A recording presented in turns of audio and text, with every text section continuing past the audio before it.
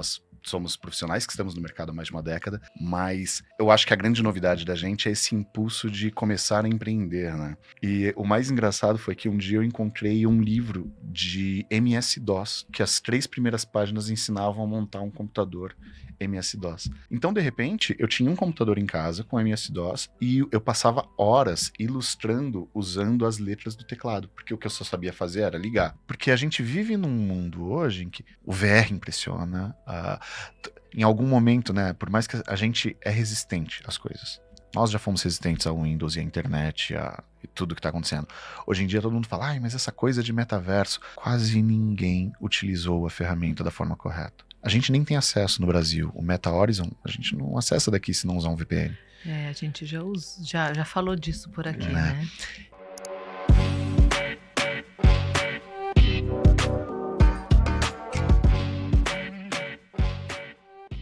Olá, tudo bem com vocês? Como estão por aí? Por aqui nós estamos muito bem, obrigada. Mais um episódio do nosso ArxiCast, que é o podcast da nossa plataforma de educação Arxi, Educação em Arquitetura Cenográfica. Aliás, aqui é um canal de contato, de aproximação, de absorção de todo o nosso ecossistema. E lá na nossa plataforma da Arxi também é um ponto de encontro, mas essencialmente de compartilhamento e de educação. Se você não segue a gente, segue lá nas nossas redes sociais e aqui se inscreva no nosso canal, ativa as notificações, deixa aqui seu comentário, ajuda a gente a fomentar esse conteúdo e fazer com que ele chegue no maior número de pessoas possível. É isso, recados dados. Nosso convidado de hoje. Especial. Criativo. Bom, criativo. Eu posso falar uma coisa assim que dos últimos projetos que a gente vem criando, né? Sempre tem uma parte, né, que a gente fala, nossa, é uma parte digital, é uma parte que precisa ser pensada tecnologicamente, como que faz, sempre tem aquelas cabeças, né? Borbulhantes, e que fala, né? não, vamos doidinhas. Isso, traz mais isso. E eu fico olhando, você tem certeza, meu amigo? Que é você que vai ter que entregar. A gente fisicamente vai criar, né? Vai colocar aqui fisicamente para você, só que você vai ter que colocar a alma dentro. Então pensa bem o que você fala nas reuniões. E para isso nós temos um gênio aqui, Alan Pereira. É ele, ó. Seja muito bem-vindo. Muito obrigado. Alan. Vocês sabem que assim, eu tenho medo também. Nós temos medo. Nós temos medo. Mas é ótimo. Eu acho que o medo é o que faz a gente ter os 2 pés no chão e ir pra frente. E vai com medo mesmo, né, Alan? Vai com medo mesmo. Eu sempre penso o seguinte, se alguém pensou, ou se alguém já viu em algum lugar do mundo, a gente faz. É porque alguém já fez, então a gente faz. Exato.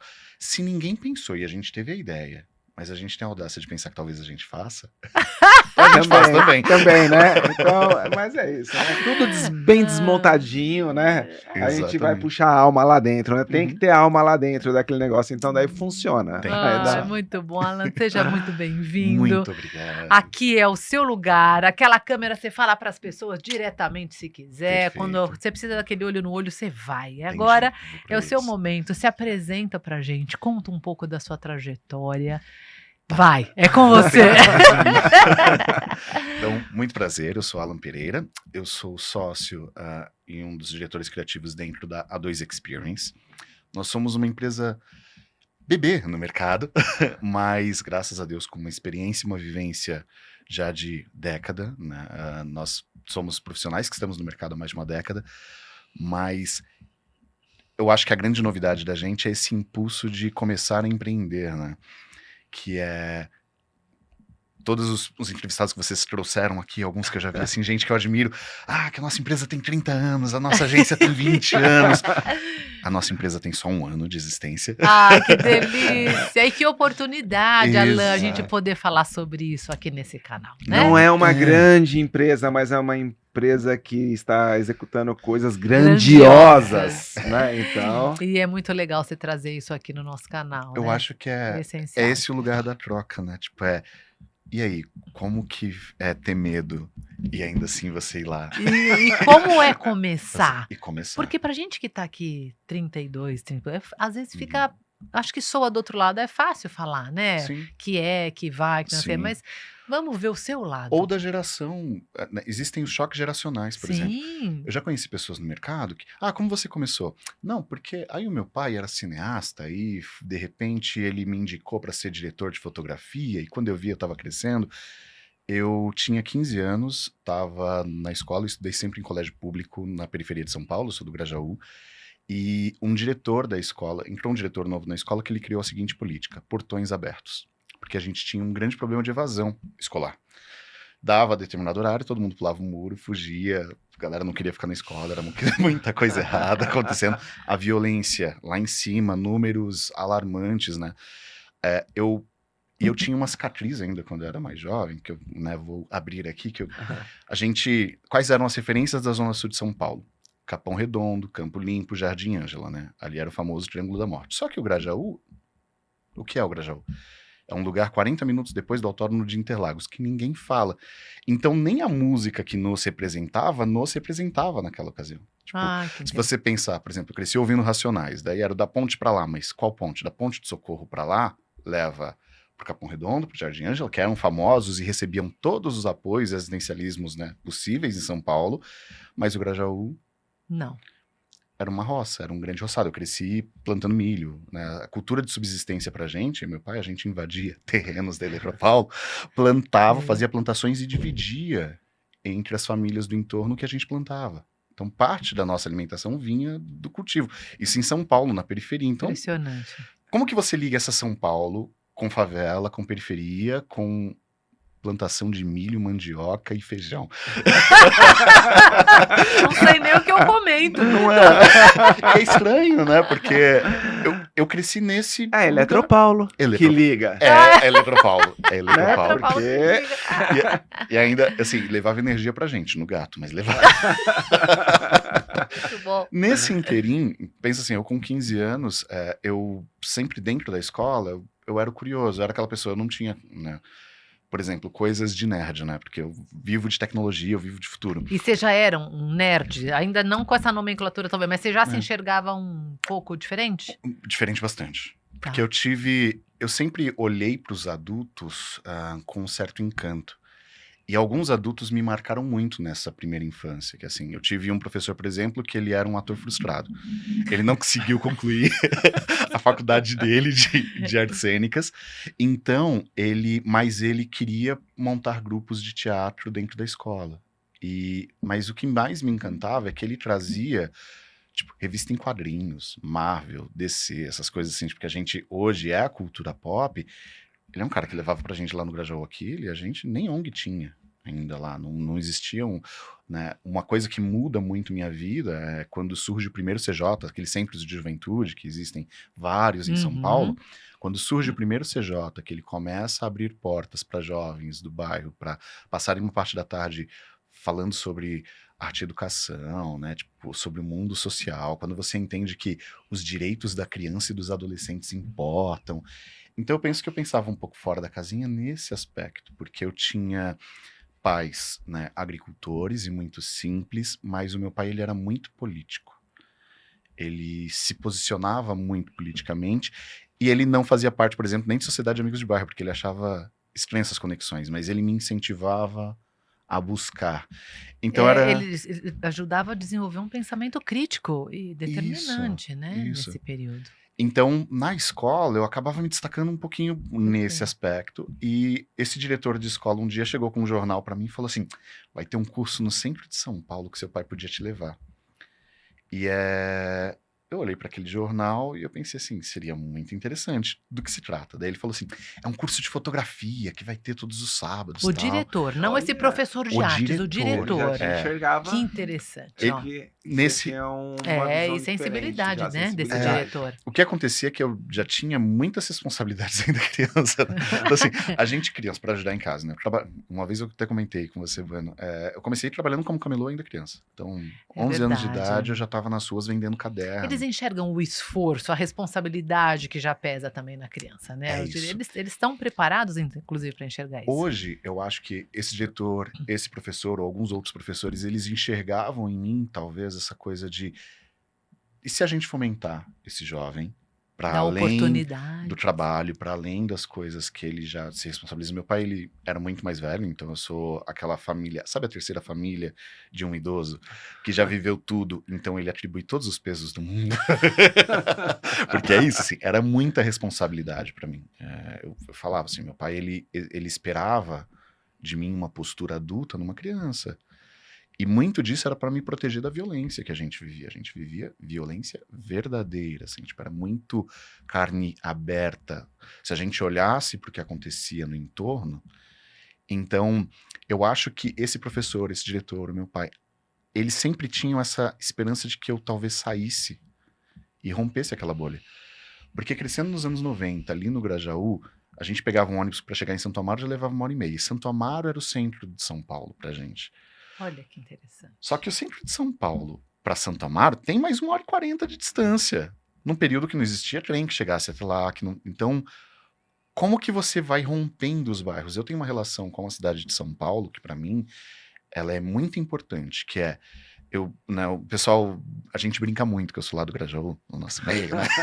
As coisas, porque quando eu vou falar de vivências e quando eu falo sobre amadurecimento e quando eu falo sobre violência, as pessoas, elas se assustam um pouco, porque elas não esperam que a gente Viveu isso? possa sair da violência, graças a Deus, sem ter sido tocado por ela, sem ter precisado recorrer a ela, tendo sofrido todas as dores que ela traz para aquelas famílias que ela trouxe.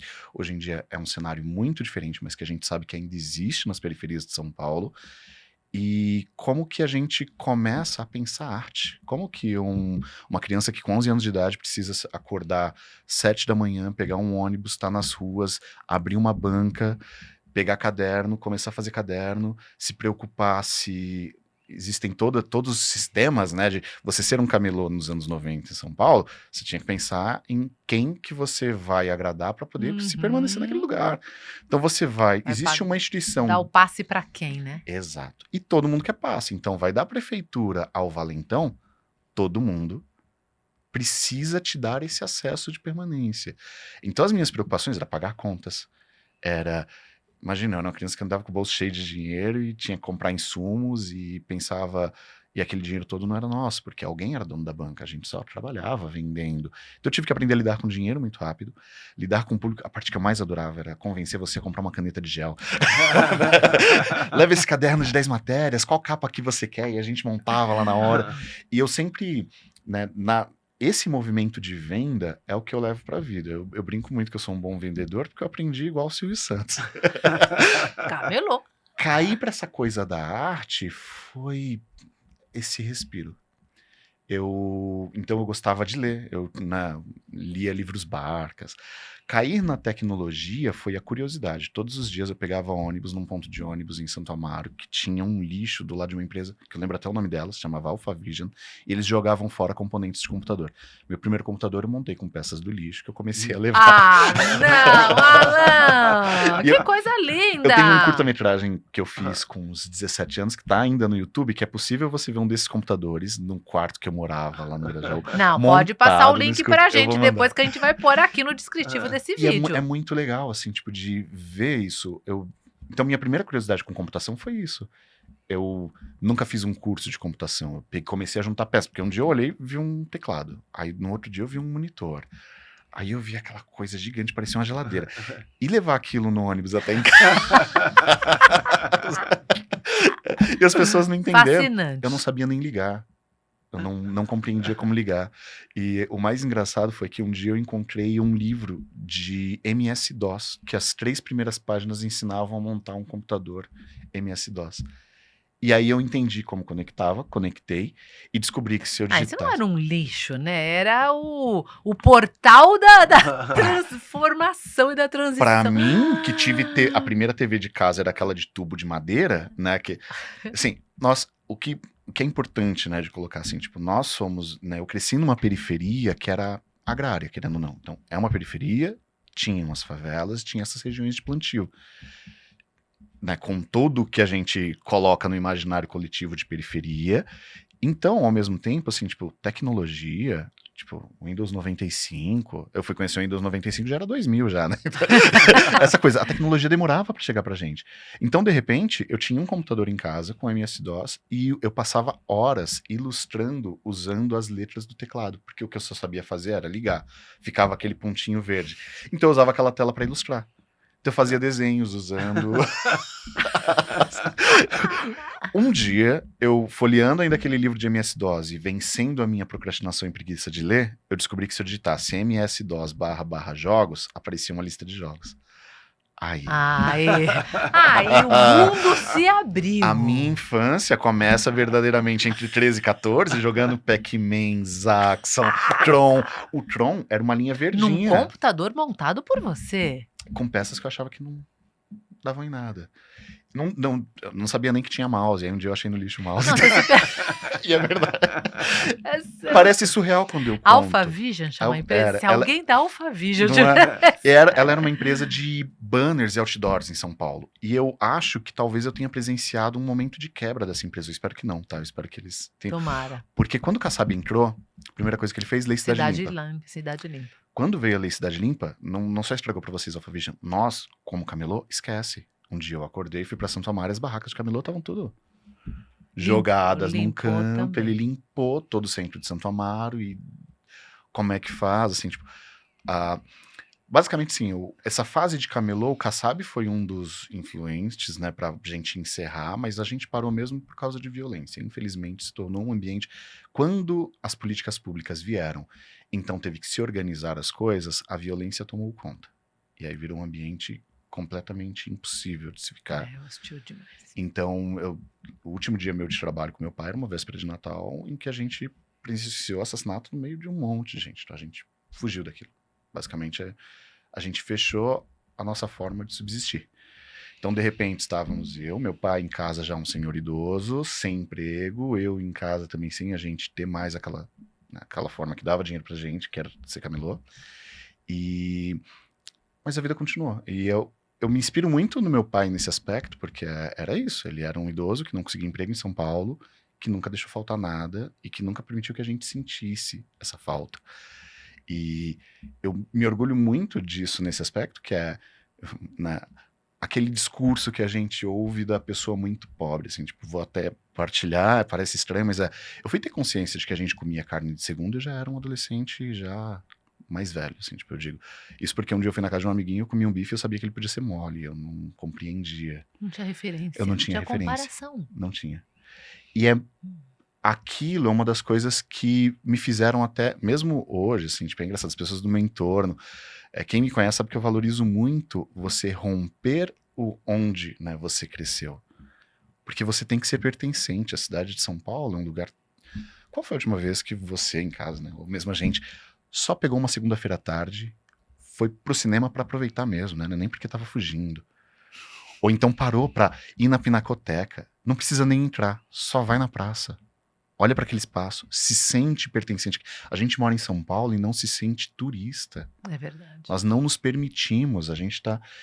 E até mesmo a A2 Experience, esse movimento da gente é um movimento de permissão. A primeira coisa que eu queria era mudar o meu modus operandi de ser um profissional.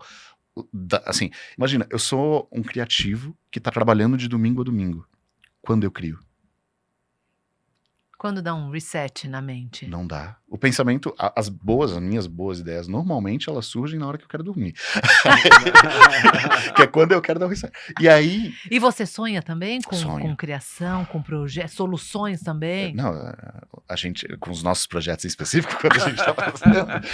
Porque às vezes a gente sonha tão grande, assim, é muito legal. Porque, por exemplo, os projetos que a gente colabora, vocês, juntos, nós três, na verdade, a gente acaba trazendo para os clientes umas ideias tão absurdas e tão referenciais, assim, que em algum momento eu já percebi que a gente é capaz de trazer mais, de trazer a tecnologia. Logo no começo eu ficava em dúvida, eu tinha aquele medo, né, de eu vou chegar num projeto do Bueno e vou sugerir que ele coloque uma holografia nesse lugar, ou que ele... Aliás, como explicar para o meu cliente que uma holografia não é Star Wars?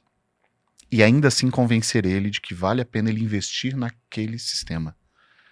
Porque o nosso mental sobre o que são as tecnologias de futuro para colocar no evento versus o que verdadeiramente a gente vai colocar no evento, Poxa, às vezes tem um espaço grande Tem aí. uma dimensão, né? Uma dimensão mesmo, uma Tem. dimensão. e vamos falar sobre vendas, né, em eventos, assim, desculpa, já puxando para cá, mas normalmente quem vende está tentando vender um equipamento que ele não usa.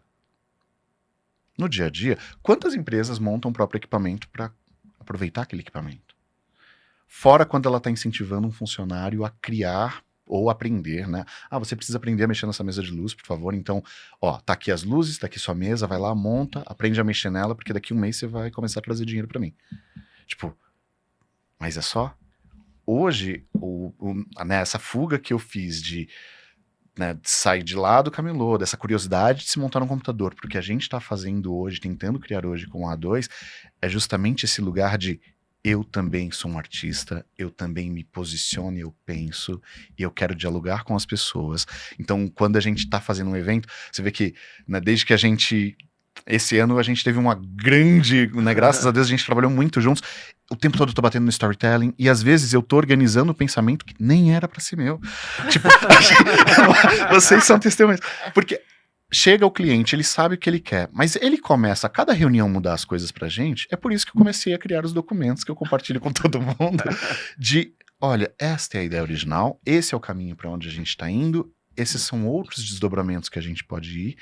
Não é. E eu sou um criativo, né? Criativo, minha cabeça é maluca. Aham. Eu não sou a pessoa que organiza, eu sou a pessoa que bagunça. Mas essa coisa da gente orientado para onde vai, como utilizar a tecnologia e mais ainda, a importância do impacto do que a gente está criando. Quando a gente faz os eventos e a gente leva uma pessoa para dentro de um stand e todo mundo fala sobre impacto, sobre marca, mas o que eu mais me coloco é a primeira vez que eu pisei na Pinacoteca, eu compreendi a Pinacoteca. A primeira vez que eu comecei a entender um quadro, uma obra de arte, um quadro que me marcou muito foi a primeira vez que eu vi o vermelho do Rothko, que eu não entendia nada. Eu falei, tá, esse é o Rothko, ele pintou uma única cor. E aí, aquilo era o argumento que eu tinha pra mim durante a minha adolescência. Ah, esses artistas plásticos são tudo...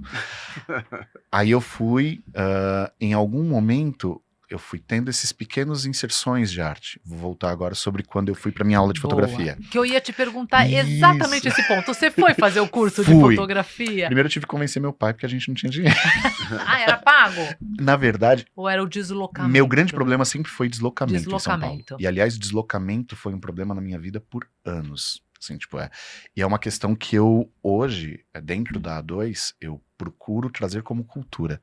Eu tenho colaboradores em diferentes lugares do Brasil e o deslocamento é a única coisa que não vai te impedir de trabalhar comigo, por exemplo. Assim, porque normalmente o fator limitador é esse, né? Eu quero que você esteja às 7 horas da manhã todos os dias na minha empresa. Mas se eu não tenho compreensão do deslocamento dessa pessoa, como que essa pessoa vai estar comigo dentro da minha empresa e colaborando comigo feliz? Então, a primeira coisa que eu fiz, aquelas maluquices culturais, né?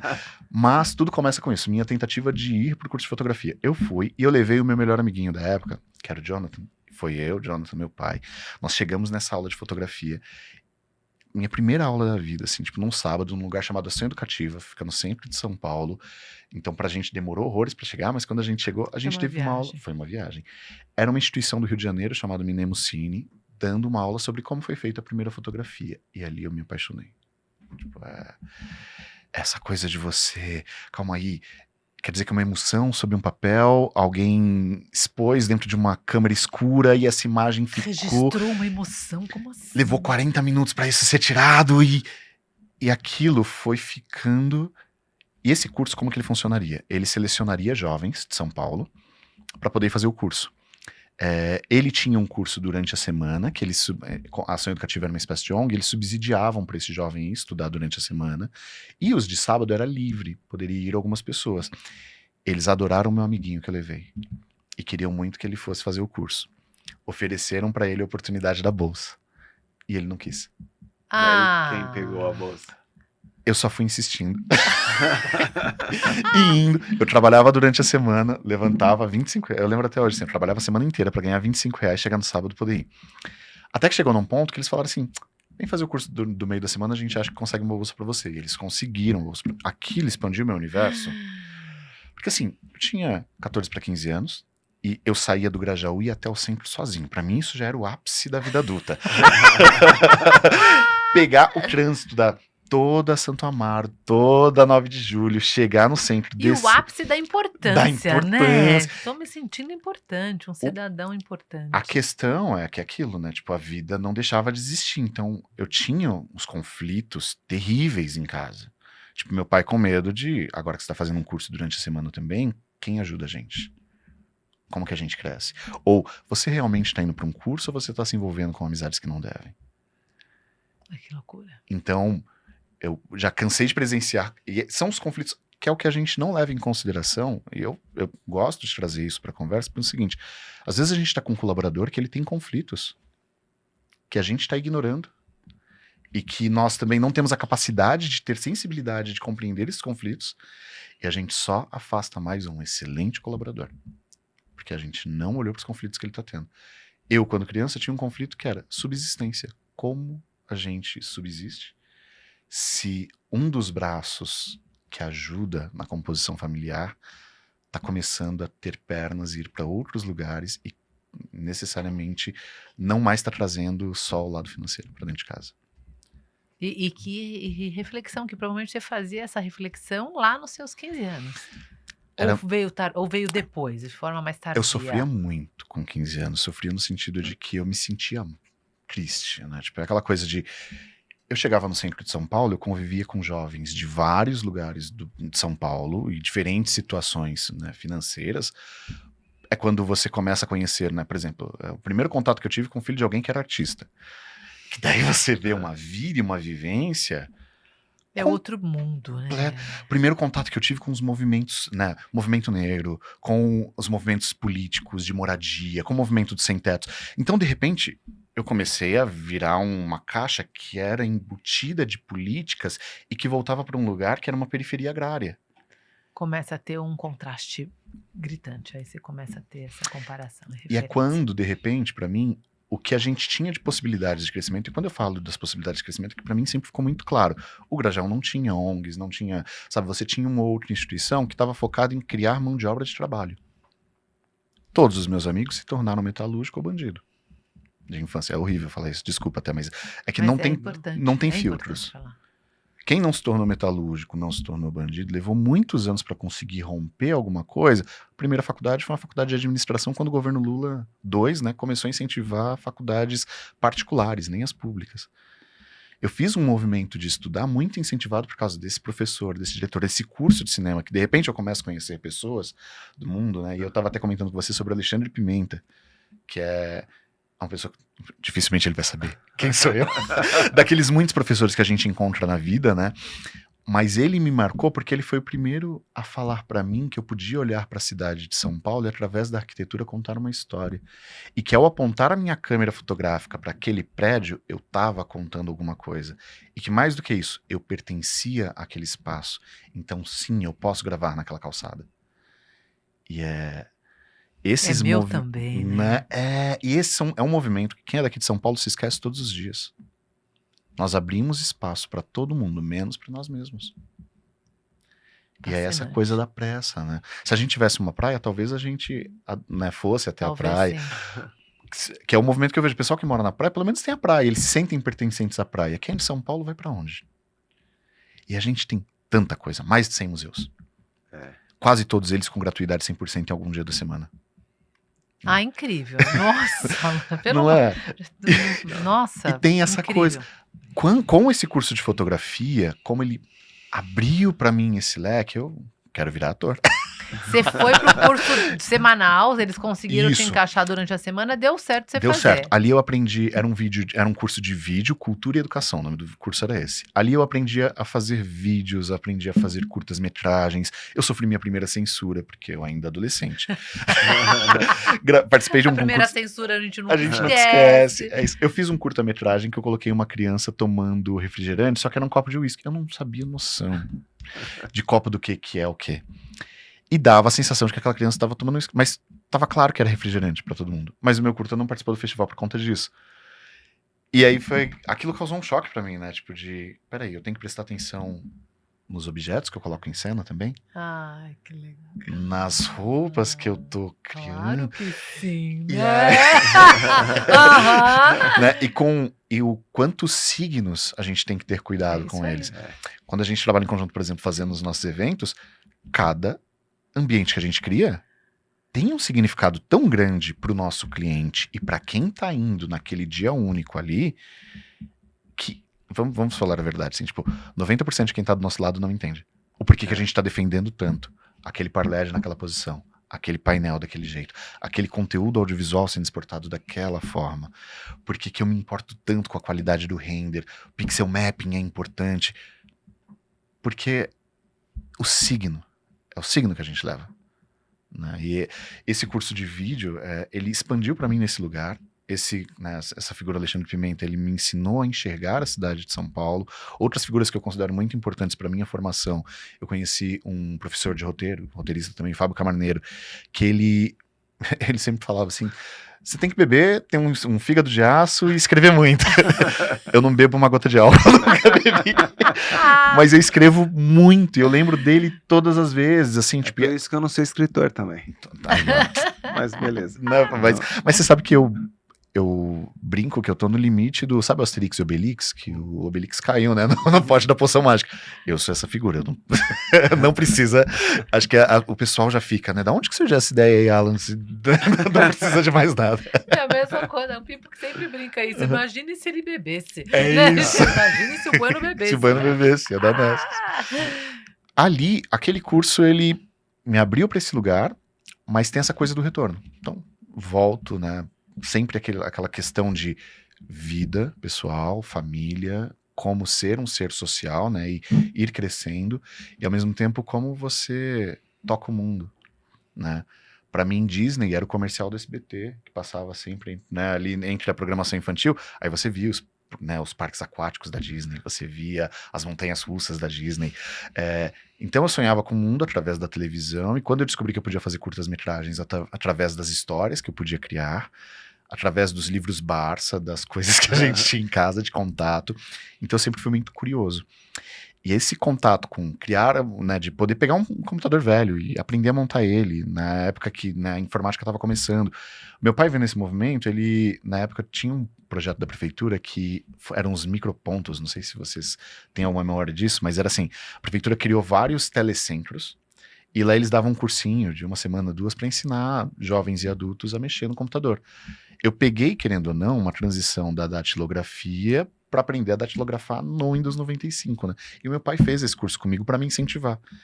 Então era muito legal, assim, porque ao mesmo tempo que eu, hoje, né, nesse momento, na verdade, tendo essa reflexão, o meu pai, ele era uma pessoa mais velha, que quando ele viu essa movimentação em mim de gostar dessas outras coisas, mesmo sem compreender, ele tentou. Ele se adaptou, ele se adaptou e ele foi tentando ao máximo acompanhar, né? Isso. Que sabedoria. Pensando agora, É sabedoria. eu tive muita sorte. Pode não ter a Ele deu informação, o pode máximo não ter dele. a Foi. educação, Você mas vê. tem a sabedoria e a Mesmo sensibilidade, né? ele tendo esses conflitos de onde você está, o que você está fazendo, porque Ele ele era foi muito acompanhando. protetor nesse aspecto, né? Eu sei que em algum momento, né, tipo, termina o curso, e aí é aquela coisa, quando você é jovem, quando você tem contato com determinadas coisas, o que vai te garantir que você vai trabalhar com aquilo na sua vida? Nada. Então eu fui para uma carreira, fui ser militar, porque eu ainda precisava da fuga, eu não queria continuar Eu no ouvi Grajaú. recentemente que o único pai que tem certeza do que o filho vai ser quando crescer Aham. são os monarcas. É Que isso. vai ocupar a cadeira de rei É em algum isso. momento. Como meu pai era muito rígido, né, tinha essa coisa, assim, tipo, eu já tinha, né, falar um pouco de estrutura de árvore genealógica e tal. Meu pai teve 2 casamentos antes de se casar com minha mãe teve 1 casamento. Então eu cresci numa família com 14 irmãos de referência, das mais diferentes idades. 14. 14. Eu achei que eu tava arrasando com 8 irmãos. É Você isso. tem 14 irmãos. Então pensa assim, eu tinha irmão que era economista nos anos 90, então era aquela referência. Não, porque seu irmão é juiz, seu irmão é economista, seu irmão... O meu pai, apesar de eu ter pego ele nessa fase agricultor, ele teve oportunidades na vida e ele foi um fazendeiro em um determinado período da vida dele e perdeu tudo com o plano Collor.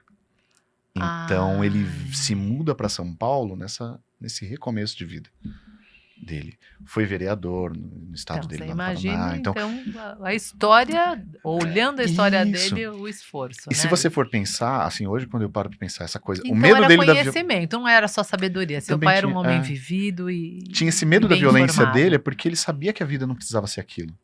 É isso aí. Ele tinha visto conhecimento. mais do que eu. Então, talvez até, né? Mas assim, pra mim era super difícil, né? Eu queria me divertir na rua, jogando bola com os meus amigos, poxa. Ficar até tarde, fazer.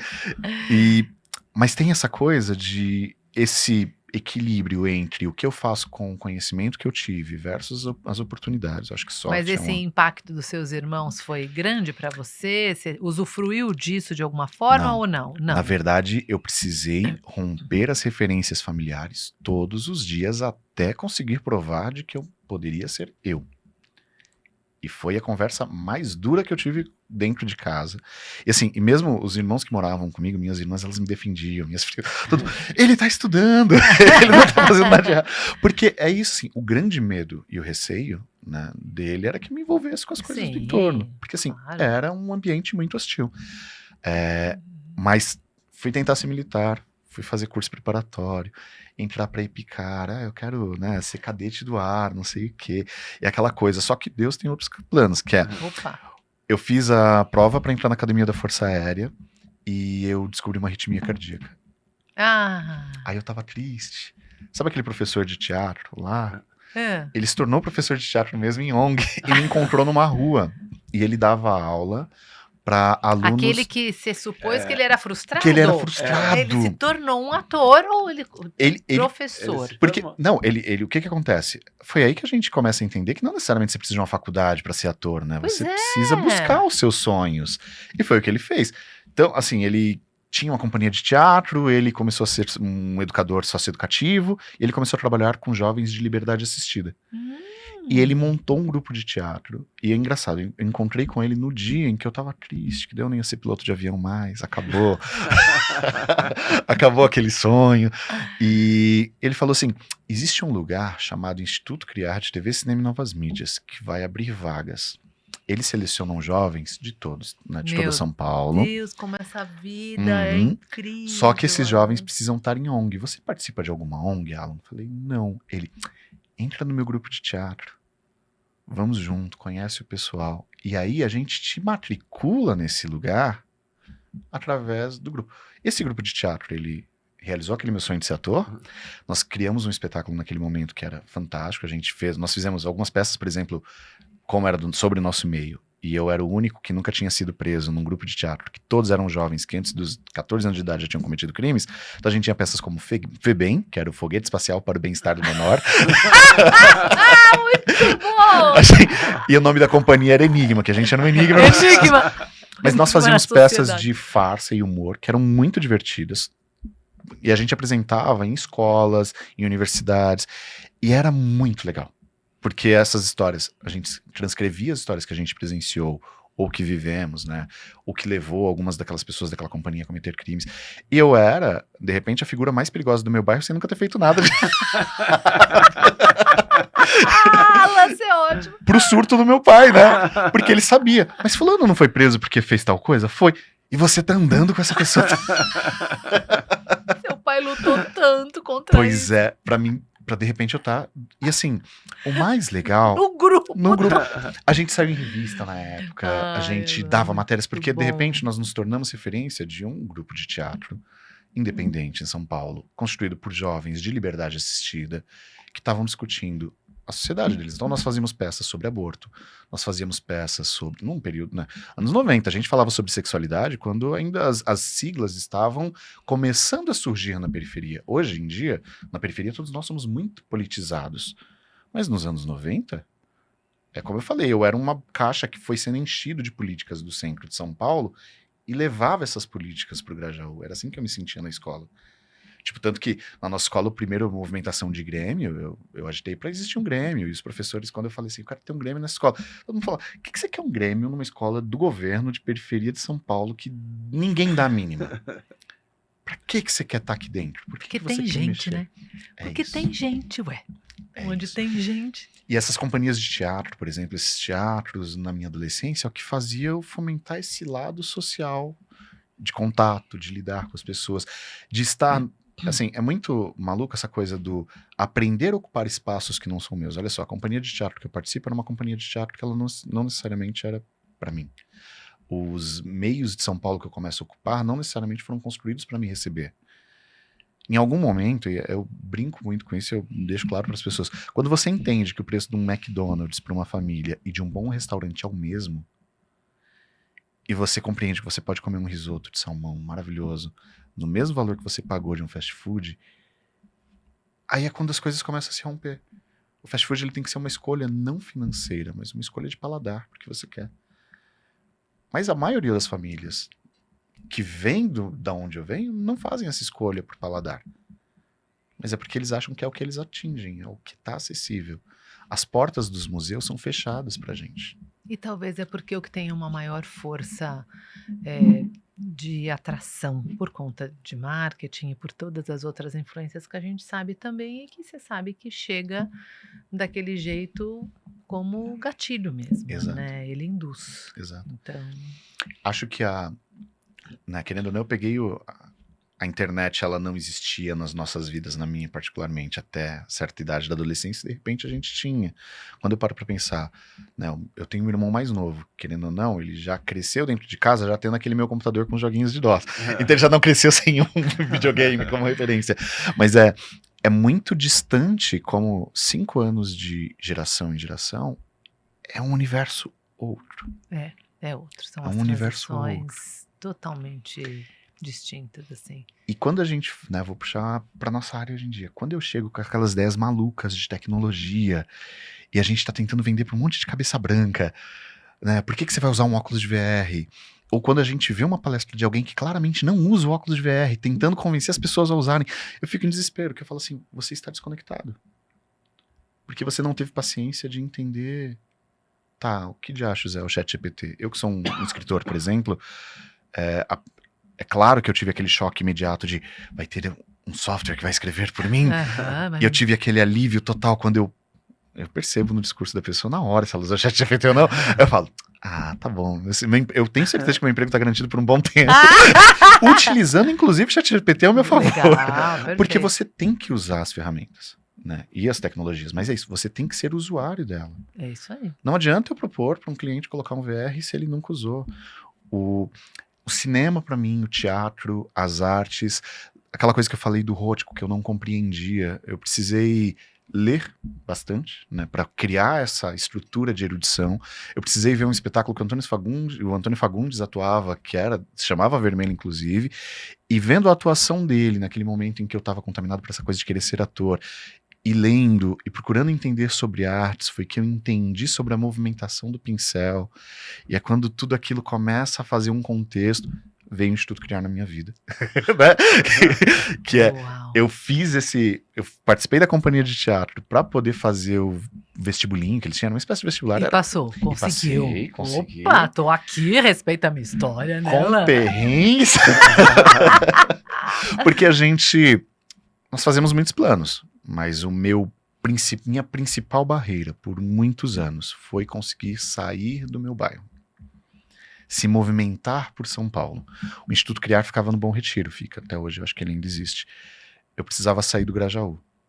E era das 8 da manhã até umas 5, 6 horas da tarde. Era período integral Era período e eles integral, davam uma perdão, bolsa? Não tem problema. E eles davam uma bolsa, Lan? Eles davam uma bolsa. Assim, o Criar é uma instituição fantástica. Assim, eu vou ter que falar pra ele porque ele é que molda né? Queria ser ator, queria ser um monte de coisa. Você não sabe o que você quer ser, você é adolescente, estava com 18 anos. De repente eu entro naquele lugar em que era todo mundo artista. Nossa, gente, imagina. A vivência de todos aqueles jovens são jovens que eles vinham das principais ONGs de São Paulo, aquelas que aquela criança prodígio com 8 anos de idade já tocava violino em concertos em Tóquio. De repente aquele cara é seu colega de classe. Todo mundo com uma erudição, com uma coisa. E de repente você tem as trocas, e aí você tá bem naquela fase que você tá descobrindo sua sexualidade. Nossa. Com as pessoas falando e discutindo e trazendo como pauta. Os hormônios à flor da pele, um mundo se abrindo na sua frente. E como assim você pode trabalhar na Globo, no SBT, você pode sério que aqueles curtas-metragens que eu fazia lá naquele curso, que eu achava que eu nunca mais ia revisitar na minha vida, eles podem se tornar meu meio profissional? E calma aí, eu posso conhecer outras pessoas. E aí é quando, né, e o Criar, ele é uma ONG que ele é fomentada pelo Luciano Huck, ele ajuda esses jovens, todos os anos ele selecionava 150 jovens e dividia em diferentes cursos. Então assim, você aprendia um pouquinho de tudo nas 2 primeiras semanas e depois você escolhia qual curso que você queria fazer. Eu escolhi na época cinema de animação, porque eu achei que o cinema de animação, ele passava por todas as áreas. Porque eu fiz aula de fotografia, né? Daí eu fiz aula de câmera, fiz aula de cenografia. Ela tinha cenografia, ela tinha figurino, ela tinha maquiagem, cabelo, ela tinha tudo. E eu sou essa figura curiosa, sabe? Então eu me apaixonei por tudo. Eu adorava fazer figurino, eu adorava fazer cenário, eu adorava pilotar a câmera. Mas eu gostava de desenhar, e tem aquela coisa com as artes plásticas que tinha me tocado e me incomodado, porque na minha ignorância eu não compreendia, e quando eu passei a, talvez, explicar pra mim uma compreensão daquilo, eu comecei a me provocar do porquê eu também não faço essa arte. Por que não? E aí o cinema de animação veio nessa coisa de que quando você é animador, você é ator, você é desenhista, você é figurinista do seu personagem, você é fotógrafo da sua cena, você é editor da sua história. Então o cinema de animação veio como eu vou aprender um pouquinho de tudo. E, né, apaixonado por aquilo, e eu era intruso, eu entrava nas aulas dos outros cursos. Sofria muito com transporte, chegava muito atrasado, fui ameaçado de ser expulso umas 3 vezes. Não porque assim, querendo ou não, os espaços, eles têm regras. Claro. E a gente tem que se adequar a essas regras, né? E naquele momento, pra mim, era isso. Ir pro Criar, eu tava entrando num espaço de alguém e eu rompia regras. Quando o meu ônibus quebrava. Quando eu tenho ódio até hoje, tem uma música específica do celular da Motorola que aquilo me dá paura, sabe? Que é aquela coisa que você De escuta. tocar e toca alarmes, assim, esses isso? alarmes, porque era aquilo. Minha vida era encostar a cabeça, acordou, deixa eu ir embora de novo. E aquela rotina de horas no trânsito, horas no trânsito. E é essa coisa da persistência, né? Porque a maioria dos jovens de lá desistiam de fazer o curso. Imagina, é muito longe Bom Retiro. Que coisa, né? Pra chegar, baldeação, Mas, 3, 4 Alan, ônibus. mas assim, é difícil imaginar. Uhum. Difícil imaginar, não. Eu acho que não é essa bem a palavra. Para quem tá aqui ouvindo a gente, escutando essa sua trajetória, tem algo muito da sua origem, tem algo muito da sua personalidade, que é algo que já nasceu aí com você. Tem algo que não tem jeito, a gente também, a gente fica falando, nossa, mas é muito desejo, é muito boa vontade, é muito esforço, mas é também muita noção de tudo. Acho que você teve sempre um discernimento muito claro das coisas, né? Ou, claro, talvez você contando hoje é diferente do que de fato você pensava naquele momento, mas dá um entendimento de que talvez você tinha um discernimento das coisas muito, muito aflorado, assim, né? Sim. Em todas essa trajetória que você está contando, tem uma veia artística muito forte, tá? Genuína em você, né? Não tô vendo até aí nada de empreendedorismo. Talvez lá no camelô, mas tinha o seu pai ali na retaguarda, fomentando, né? E eu quero trazer um pouco para os dias de hoje, porque já é dia de hoje, né? Você é isso tudo e você tá aqui na nossa frente, materializado, né? Você tem uma história importante de criação e principalmente de atuação no mundo corporativo. Eu queria que você trouxesse um pouco essa sua experiência e onde você está atuando hoje, Alan. Conta pra gente que momento que você saiu desse mundo da cultura, da arte e transformou isso em negócio. Acho que isso é tão importante a gente contar aqui para as pessoas. Eu acho que sabe, o mundo social do trabalho, né? Que é, depois que você, beleza, aí você estuda cinema de animação no Brasil. Onde você trabalha? Né? Você vai bater na Globo. Produtora? Você vai numa produtora, você entrega o seu currículo pra quem, como que você... Você entendeu que isso era uma profissão, que você queria viver disso. Eu queria. Tá, legal. Só que 2008, né? Auge da crise americana. Os estúdios de publicidade fechando, todo mundo indo pra Argentina. Auge. Então, o que acontece? Eu volto pro teatro, e no teatro é que eu vejo essa coisa Foi a primeira vez que eu entendi que um produtor musical, por exemplo, eu tive uma vivência muito grande com musicais, que às vezes um diretor, para realizar o sonho dele, ele vendia algum bem que ele tinha, convencia mais 3 ou 4 pessoas a estar junto com ele naquele processo, e ele ia montar um espetáculo que talvez vendesse ou não os ingressos. Talvez. Só que eu já estava contaminado por aquele verme do audiovisual, do cinema, da tecnologia, então os videomappings, né? Tipo, todas essas coisas. Eu acho que é importante, depois, logo que eu saio do criar, então eu vou trabalhar com musicais, e nesse período eu ainda queria mais. Aí eu fui para a universidade, que é o caminho... né?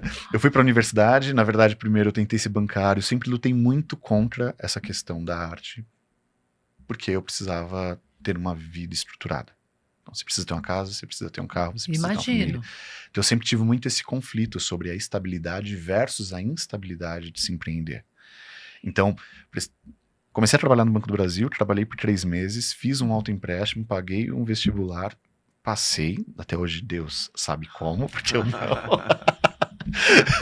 porque era um período em que realmente o meu foco era trabalhar. Então eu só ignorei por um período, assim, uns 6, 7 meses, qualquer coisa direcionada à arte. Falei, vou fazer o salário, né? Vou criar a vida adulta Vou me que estruturar as pessoas querem. financeiramente. E quando eu falo que as pessoas querem, porque é aquilo, né? A gente tem um sonho que a gente esconde, finge que ele não tá ali e a gente vai vivenciando. Porque na minha cabeça era aquilo. Legal, estudei cinema de animação, mas eu continuo sendo de um lugar que eu não tenho acesso. Eu continuo sendo... Toda entrevista de emprego que eu ia, eu era o que morava mais longe. Que coisa, gente. Então, e aí... Fui para a universidade, na universidade cinema, né? Foquei, direção de cinema, roteiro e tal. Fiz toda aquela coisa da universidade. Você fez Eu estudei imagem e som na Federal de São imagem e Carlos. som. Isso. Como eu disse, num Foi vestibular para São acidental. Carlos. Fui para São Carlos. Bateu em São Carlos. Não sabia onde era. Era pertinho, né? De Grajaú. A história começa o seguinte. Um amigo que fez o Instituto Criar comigo foi pagar o guia de colhimento do vestibular no banco, na minha segunda semana de banco. E eu tava lá, ele, Alan, você no banco, trabalhando aqui. Não orna. Aí eu, pois é. Ele, cara, ó, essa universidade tem um curso de imagem e som que é a sua cara. Gente, mas como as coisas chegam na tua mão? Tem um amigo que trabalha comigo, que é o Leonardo, que ele fala assim, Alan, não é possível. Não, você tá muito Não aconteceu criativo desse nessa. Você é escritor, né? Eu Só tô lembrando. Eu sou, não, mas realmente aconteceu desse jeito. E eu tava depressivo naquele banco, era terrível. Imagino! Banco! Na hora do meu almoço, eu pedi pro gerente do banco liberar a internet, porque no banco você tem que pedir acesso pra tudo. Eu me inscrevi no vestibular, era VUNESP na época, fiz o pagamento do VUNESP. Que demais. Fiz o tal do vestibular, passou 1 mês e meio depois, eu fiz o vestibular da VUNESP. Pensei, não vou passar, porque assim, a verdade é que eu tava muito mal no segundo dia de prova.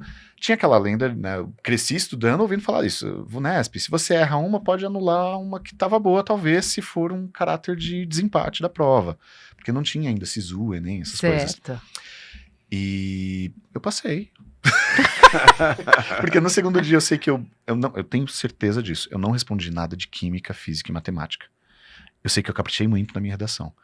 E eu tava indo pro trabalho, meu telefone tocou. Ah, você se matriculou pra aula, né, no curso de imagem e som, sim. Presta atenção porque hoje vai rodar a primeira lista. Legal. E quando eu olhei, tava lá. Né, o curso aprovava, se eu não me engano, 20 e poucos alunos. Mas redação tipo, tem um peso importante. E ali, não, Deus iluminou a pessoa que leu minha redação vestibular e falou, não, vamos chamar esse rapaz. Foi aquele diretor daquela escola. Do jeito que... A universidade, pra mim, ela é um lugar difícil. E é onde eu acho que talvez eu comecei a empreender.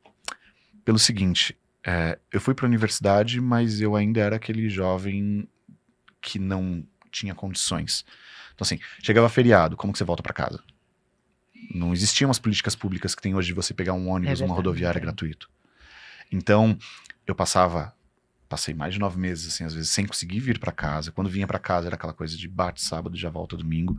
Pra piorar, peguei greves. Então, período Dilma, teve as greves de universidade, não tinha comida. Então, não tinha restaurante universitário, não tinha... E alojamento era da universidade? O alojamento da universidade, legal. maravilhoso. Só que o que eu comecei a fazer? Na universidade, existe toda uma estrutura para... Né, os alunos mais pobres, a gente se organiza. Então, a gente vira os garçons das festas. A gente vira os garçons dos botecos. Eu, mais do que isso, assim, tipo, um dia eu tava... Eu vou contar a história que é assim, ela é muito pessoal, mas eu tava com fome. bem pessoal. Bem Tá pessoal, bem, pessoal. né? Tava com fome, cansado de ficar roubando pão da prateleira dos amiguinhos. Em casa. Desculpa, pessoal do 49, eu pegava umas fatias de pão às vezes, um pouquinho de leite de cada um também, tá? Pronto, falei. Falei, mas eles sabiam, porque não é possível que eles não percebiam. E saindo da universidade, um dia eu vi um terreno, né? Bati na casa da senhora e falei, se eu carpiar, a senhora não me dá um prato de comida, não? Porque tem coisas que, assim, você não pode ter vergonha, né? Eu tava com fome, eu não vou fazer nada de errado. E eu carpi o terreno dela, ela me serviu um prato de comida, só que dali pra frente nunca mais faltou terrenos pra carpiar. Eu ainda peguei a enxada da universidade emprestada. Olha aí, o agricultor, né? É isso. O berço da agricultura vindo aí. Voltando e ajudando. E ali, aquilo virou uma cultura de subsistência. De repente, a gente tinha uns quintais pra carpir. Mais de 5 Fascinante. pessoas empregadas, a gente trabalhava as pessoas. E aí a gente não. Né, a primeira vez foi por prato de comida, mas depois as pessoas pagavam 35, 45 reais pra gente ir lá e limpar um quintal. E isso vai virando, e aí a mesma coisa, né? De repente você conhece os garçons da cidade, daí a pessoa começa a te chamar, vem trabalhar de garçom aqui, não sei o quê. Você começa a ter os seus conflitos, né? Que é aquela coisa. A tristeza de você. Para mim, a universidade ela foi um período muito dúbio. Tudo era fantástico, tudo era incrível. Mas eu tava no meio de gente do Brasil inteiro, mas eu era um outsider. Eu tava fazendo um curso extremamente elitizado. Eu olhava para o pessoal da minha sala e eu não me identificava com ninguém. Eu me identificava com os indígenas, que a FUNAI arrancava das tribos, que eles iam para lá só para receber a bolsa. E era uma situação terrível, porque os alunos não se misturavam com eles, os professores não sabiam o que fazer com eles, as universidades não sabem o que fazer com os indígenas. Colocavam tribos rivais dentro da mesma casa. Ai, Alan, que loucura. Aí a gente começa a ir, por sorte, né? Tipo, aquela coisa do o aprender a conviver com meios que não são seus. Então eu conseguia me organizar e ir crescendo com eles. Eu só precisava muito falar da universidade, desculpa, Leila. Maravilhoso! Porque você vê que ela... Não, mas pra você ver a formação nossa, né? Onde a gente vai buscar as inspirações, né? Assim, essa energia, essa força, tudo, porque a gente tava conversando ali fora, né? É sobre romper barreiras. E para você estar aqui hoje, são essas barreiras que o nosso aluno lá do outro lado, hoje, com certeza, essas barreiras que eles precisam vencer. Exato. Que é sobre isso, tirar as pessoas da onde a gente imagina tirar, para a gente dar luz para elas. Exato, exato. E são essas barreiras. Eu tô escutando tudo que você está falando e fazendo reflexão dentro da minha cabeça das barreiras que a história nossa trouxe até aqui também. Exato. Entende? Os caminhos são paralelos e semelhantes. O governo adorava falar que tirou muitas pessoas, né? Que deu universidade para todo mundo. A gente não estava pronto. Eu não estava pronto. A gente não compreendia. A gente era humilhado, né? Dentro de sala de aula. Porque assim, fica óbvio a sua formação. Fica óbvio que você não está preparado para Quando aquilo. você chega numa universidade federal de alto desempenho, como é a Federal de São Carlos, e você, né, você vai competir por nota. Pode parecer bobeira, mas o mercado de trabalho é muito idêntico. É muito idêntico. Você vai competir por detalhe. E num curso que você está tentando se destacar porque você é artístico, mas você também é um bom produtor, porque fazer cinema nada mais é do que você ser um excelente gestor de coisas, pessoas e dinheiro. Tipo, como que você... E aí tem esse lado que é como você deixa toda essa vivência da violência, da raiva, da fome, das coisas, e aí de repente a própria universidade, que era o lugar que você fugiu, né? Porque foi uma fuga pra mim. E aí não tinha comida. E aí você pensa, e agora? Aí em algum momento eles se organizaram e começaram a distribuir comida pra você fazer em casa. Mas daí você, de repente você, além de estudar de tempo integral, você também é dono de casa.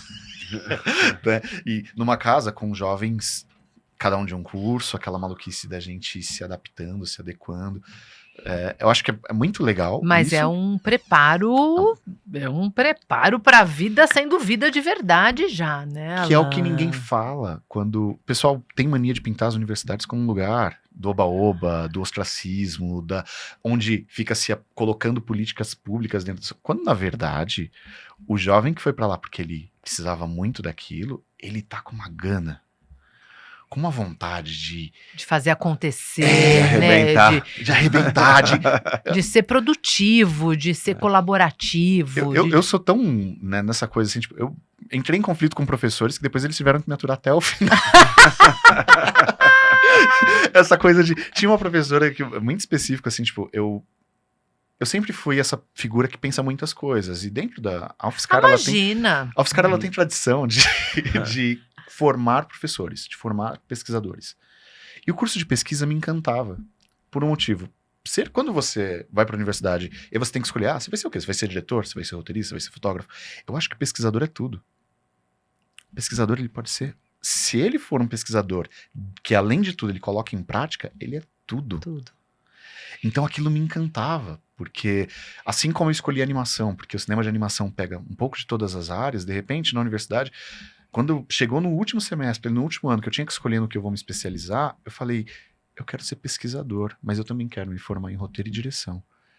Aí todo mundo falou, você nunca vai se formar em diretor, roteirista e pesquisador, porque é uma carga que acaba ficando muito alta. Falei, não, eu vou. E só 2 pessoas se matricularam no curso de pesquisa, eu e mais uma aluna. E essa professora que duvidou de mim lá no começo, falou, nunca... E ela me ensinou a pesquisar, me ensinou a ensinar, porque era muito legal. Nossa aula, como era uma aula só nós 3, uma aula ela dava, as outras 2 aulas, cada um de nós dávamos. Então eram sobre temas que realmente nós não conhecíamos. E você se formou nos 3? Me formei nos 3. Eita, pô! Eita, esse garoto! Foi porque eu tenho essa paixão por direção, né, de trazer o olhar, essa coisa pela escrita, pelas histórias e por compartilhar essas histórias. Maravilhoso, Alan. E a pesquisa, ela criou essa base pra mim, que é a curiosidade. Você né? tá pronto, né, Bruno? O que você tá fazendo hoje, você tá pronto, né? Como a gente não tem noção Uhum. o porquê. A gente tem noção, porque a gente é bem experiente, a gente sabe que todo mundo tem uma grande história por trás, né? Sim. Seja ela sofrida, seja ela dolorida, seja ela leve, enfim. Uhum. A gente tem noção, mas como é legal a gente ter oportunidade de ouvir e de entender o que tá por trás de tudo, Exato. né? Isso é fascinante. Hoje, né, com a A2 Experience, os lugares que a gente está chegando, os eventos que a gente atende, a empresa só tem 1 ano como a A2 Experience, sim, mas esse experience não é à toa. Não, Tipo, não é só porque a gente cria experiências para as pessoas, mas não é. existe um background e teve um tempo de maturação que aí a gente cai no mercado de trabalho. Quando eu entro no mercado de eventos, técnico. Imagina, Como que você entrou? tava com os musicais, né? E eu fazia vídeo pros musicais. Os musicais estavam começando a tatear com essa coisa de, vai ter uma cena que vai ter um painel de LED aqui e coloca um vídeo. Talvez a gente faça um videomapping aqui. Na universidade, era muito comum a gente fazer videomapping. Ia rolar os shows, a gente pegava o projetor e montava mapping em vários lugares dentro da universidade. Então tudo virava um palco pra gente. Então quando eu cheguei em São Paulo, eu ainda conhecia muita gente do teatro musical, eu comecei a ver essa demanda por essa mão de obra específica, vou. O teatro musical, o que era legal é que ele me permitia continuar como pesquisador, então eu podia estudar durante a semana, quinta, sexta, sábado e domingo. À noite, eu trabalhava. Então, isso fomentava meu sonho era desenvolver uma tecnologia nova, maluca, de obturador de cinema, um novo sensor, porque isso é o legal, assim, quando você estuda uma área como cinema, que você vai desde a parte técnica para a parte criativa, são muitas coisas assim. Minha última aula dentro da universidade foi uma aula sobre cálculo de energia elétrica para um estúdio. E a gente para pensar, para que eu vou usar isso? Todos os dias, olha os nossos orçamentos que o pessoal cobra o caviar. Levou anos para me cobrarem caviar. Levou mais. Aí, ó. Ai, muito Que eu legal. fiquei pendurado nessa matéria. E hoje de manhã, inclusive, eu tava fazendo um cálculo de caviar de um evento. Então, sobre isso. é muito legal isso, assim, tipo... Então eu tava nos musicais, surgiu uma empresa na minha vida que tomou todos os musicais de mim, de assalto, assim, tipo... A Maze FX. Eles surgiram, assim, Bruna. não é? Na época a Maze tava a Bruninho Pojo, e eles fizeram o primeiro musical da Cinderela, um musical em São Paulo. Só que o que eles trouxeram pro mercado era tão... Tipo assim, primeiro que eles convenceram o musical a investir de verdade nos equipamentos, né? Então eles faziam uma projeção que era um dragão que vinha e cuspia fogo pra lateral do teatro e pegava tudo aquilo. E pra mim, né, eu tinha feito outros musicais, assim, tipo, que tinha vídeo numa escala muito menor, pra mim era o máximo. Aquilo foi... Só que eu entendi que aquilo profissionalizou o musical naquele momento. Porque Foi uma virada de chave. O mercado de musical sempre contratava muito freelancer. Mas a entrada da Maze, para mim em específico, no mercado representou isso, mas ela trouxe outras empresas. É quando eu não vou mais contratar o cara que sabe fazer um vídeo, eu posso contratar uma empresa Uma de vídeo. empresa que me resolve tecnicamente e Exato. conceitualmente. Eu não vou contratar um produtor freelancer para fazer o A e B. Eu contrato uma agência que faz A e B para fazer o A e B do meu espetáculo. Uma profissionalização. Então rolou esse movimento, eu acompanhei esse movimento de profissionalização do mercado. Que ano nesse foi aspecto. isso? Isso 2019, não, muito antes, 2014 e 15. 2014, 2015. 2013 eu saio da universidade, é isso. É. Então, nesse movimento de profissionalização, porque o que acontece? Quando eu conseguia dinheiro para vir para São Paulo é porque tinha um espetáculo. Às vezes rolavam uns espetáculos no Teatro Alfa, o superintendente de lá me indicava, o Haroldo, e aí... Haroldo.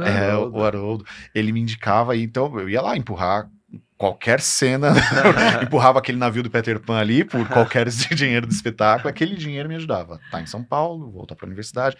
Assim, o Teatro Alfa ele é muito importante na minha vida nesse aspecto, porque ele abriu portas para mim com as grandes companhias de dança do mundo, os grandes musicais, os grandes...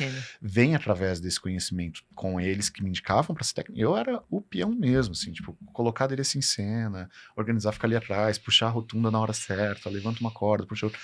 Só que eu também tinha aquela troca com o iluminador, né? Tipo, eu adorava conversar com o Claudinho Gutierrez, de conversar com o pessoal de som, porque daí, como eu tava nessa coisa do cinema, mas eu fazia um bico ou outro com teatro, o teatro, para você cair pro evento, ele é... segundo, né? Sim.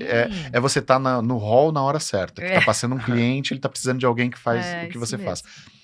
Com essa coisa da profissionalização, eu vi a Maze, e aí o que acontece? Eu fiquei desempregado. Só que, como eu tinha muita amizade com o pessoal do teatro, eles deixavam, eu ia ver todos os espetáculos, eu entrava lá, ficava por lá, e eu peguei amizade com o técnico da Maze na ocasião, que é o Yuri, que pra mim é uma figura muito importante, que é, quando eu fazia mapping na universidade, eu fazia aquilo pro pessoal ficar maluco enquanto tava vendo shows. Não que eu achasse que o mapping era uma profissão. Eu nunca imaginei na minha vida que o videomapping, que é uma instalação de vídeo, que você, né, as imagens abstratas ou não que a gente possa criar, possa ser signo, significante e ser venda também, né? Ser um produto. Virar produto. Virar produto. Eu acho que não começa mesmo assim. Tem muitas coisas que, assim, é natural, né?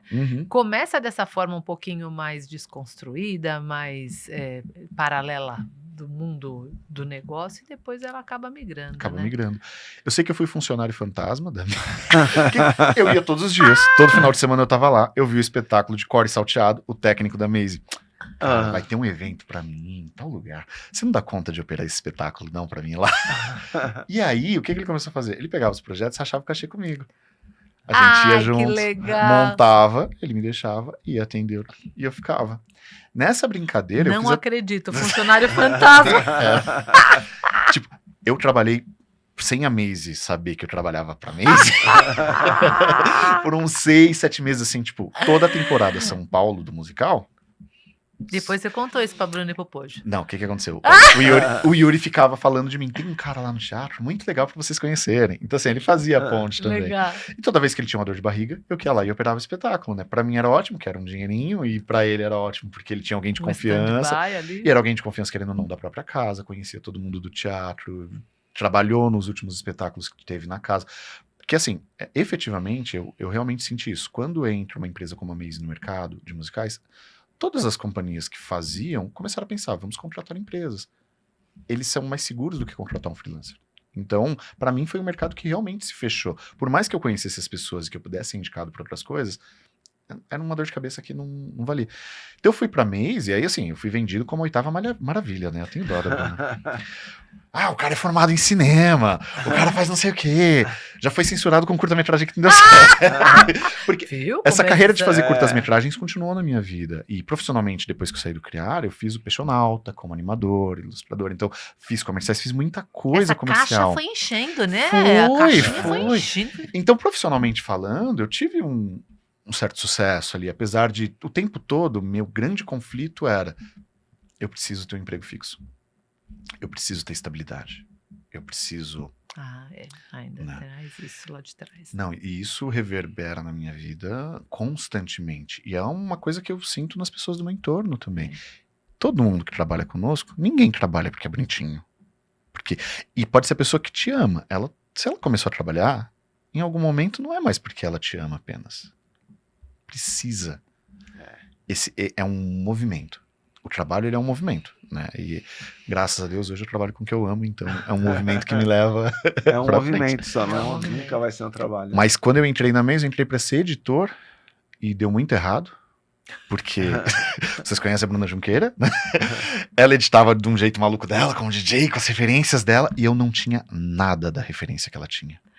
Imagina, eu era um cara cinema, das artes, eu gostava, né, e gosto até hoje, Encoraçado por Tanquim, Cidadão Kane, e Ai, que narrativas, intenso, e né? tudo. Profundo. Eu verdadeiramente entendia o que eu gostava e o que eu não gostava de Glauber Rocha, sabe? E de repente eu tava numa produtora com um monte de jovem que fazia vídeo no experimentalismo, né? E foi quando eu tive o primeiro choque sobre a minha profissão, porque eu fiz faculdade e me formei num período em que o YouTube estava ensinando mesmo, pra todo mundo.